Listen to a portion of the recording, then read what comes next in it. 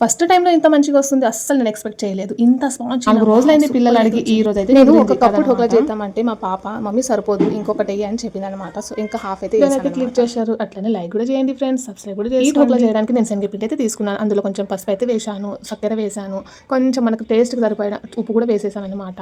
స్పాంజ్గా రావాలంటే ఈనో అయితే కంపల్సరీ కావాలి. ఒక ప్యాకెట్ కంపల్సరీ ఇక్కడ ఈనో అయితే యాడ్ చేయాలన్నమాట. సో మంచిగా కలుపుతూ ఉండాలి.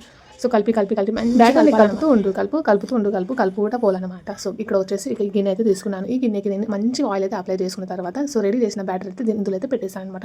ఒక్క ఇంగ్రీడియంట్స్ అయితే మర్చిపోయాను, అదేంటో చివరికి అయితే బ్యాటర్ బౌల్లో వేసినాక ఇంకా స్టీమ్ అయితే చేసుకోవాలి. గ్యాస్ ఆన్ చేసిన తర్వాత కొంచెం వాటర్ వేసి ఇక్కడ స్టీమ్ స్టాండ్ ఉంటుంది కదా అదైతే పెట్టాలన్నమాట. దాని తర్వాత మనం ఈ బౌల్ అయితే పెట్టి మంచిగా మూత అయితే మూసుకోవాలి.